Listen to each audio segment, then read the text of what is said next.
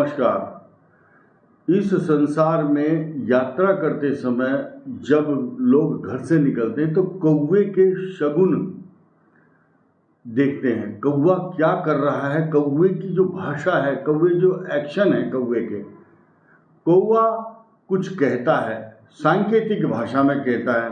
तो कौवे को महत्व क्यों दिया गया है संसार में और शास्त्रों में भी। देखिए, आश्विन मास में खास तौर से कौवे को की पूजा करते हैं, कौवे को सम्मान देते हैं, उसको भोजन कराते हैं, उसको रोटी देते हैं, क्योंकि कौवे का काक भुषुंडी के रूप में भगवान से बहुत प्रेम है। आप ये देखिए, काग के भाग बड़े सजनी, हरि हाथ से ले गयो माखन रोटी। ये त्रेता युग में भी और द्वापर में भी श्री कृष्ण जब बाल रूप में थे, माखन और रोटी खा रहे हैं, उनके हाथ से छीन करके खा रहे हैं कौवे। वो काक भुषुंडी का स्वरूप है। और इंद्र का पुत्र जयंता, जिसकी एक आंख को फोड़ दिया भगवान राम ने एक तीर से, और तब से वो जो आंख है वो एक ही आंख है कौवे की।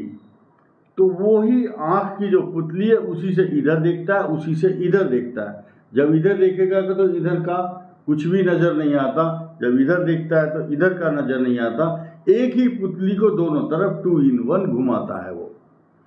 तो कौवे के लक्षण क्या हैं और कौवा अपने स्वरूप में क्या कुछ कहता है। शगुन क्या है, जैसे ही आप घर से निकले, कागा मिर्गा दाहिने विसियर बाएं होए, काम सफल तभी हो जब गरुड़ सामने होए। ये एक नीति का, शास्त्रों का, शगुन का एक श्लोक है, दोहा है कि कौवा अगर दाहिने दिखाई दे रहा है, मृग मैंने हिरन, और विशैला सर्प जो है बाएं, तो ये शुभ लक्षण है। गाय अगर आपके सामने आ जाती है, दूध लिए हुए कोई भरा हुआ पात्र, घड़ा लिए हुए स्त्री, तथा कोई सफाई कर्मचारी कूड़े की टोकरी लेकर के अगर सामने से गुजर जाए, तो समझ लो जिस कार्य से आप जा रहे हैं वो सफल होगा, उसको कोई रोक नहीं सकता। ब्राह्मण का दर्शन, अगर तिलक लगाया हुआ ब्राह्मण दिखाई दे, तो समझ लो संपूर्ण कार्य होंगे, भगवान की कृपा उसके ऊपर होगी, भाग्य उदय होगा। इसीलिए शास्त्रों में लिखा है, जब भी आप जाते हैं मार्ग में, तो कहीं भी देव स्थान है जहाँ पूजा होती है, उसको प्रणाम करके 1 सेकंड के लिए तब जाएं। शास्त्र क्या कहता है, कौवा अगर आपके द्वार पर या दीवार पर कोई समाचार देता है, बोलता है, वो आवाज निकालता है, तो अच्छा लक्षण है। मानते हैं कि मेहमान आता है, अतिथि आते हैं, शुभ समाचार है। अगर कौवा अपने मुख में कुछ दबाए हुए, रोटी हो या कुछ भी आइटम हो, वो लेकर के आता है, तो आपके लिए सुख और समृद्धि लेकर के आया है, ये मान करके चलिए। कुछ लोग कौवे के बोलने से उसको भगाते हैं, नहीं, ये इंद्र के पुत्र या आपके किसी पूर्वज होने का प्रतीक है, या फिर काकभुषुंडी का स्वरूप है।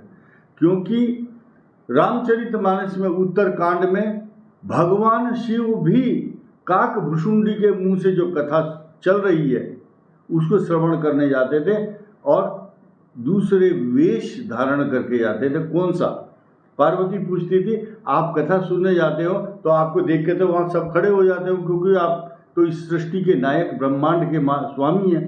बोले, नहीं पार्वती, तब कछु काल मराल तनु धरी तह किन्न निवास, सुनेऊ सकल चरित रघुपति चरित, पुनि आयऊ कैलाश। मैं ना हंस का रूप धारण करता था। हंस, कितनी वैल्यू है हंस की।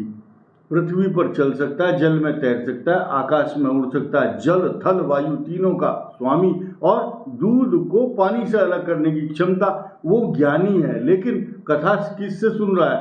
काकभुषुंडी। काकभुषुंडी जिसको खराब मानते हैं, लेकिन नहीं, क्योंकि काकभुषुंडी इसलिए वहां ऊंचा है, आसन पर बैठा है, क्योंकि उसे मुंह से राम कथा सुनाई जा रही है, हृदय प्रस्फुटित होता है, ज्ञान प्रस्फुटित होता है। इसीलिए कौवे के जो शगुन हैं वो बहुत बड़ी चीज़ है। तो भगवान राम और भगवान कृष्ण के हाथ से जो माखन और रोटी खा रहे हैं उससे पवित्र कौन होगा। साक्षात्कार करते हैं, सीधे भगवान के दर्शन करते हैं उनकी दीवार पर बैठ करके। इसके अलावा एक ही पुतली से देखता है और आप बहुत चौकन्ना होता है, लेकिन आश्विन मास में विशेष रूप से रोटी क्यों देते हैं?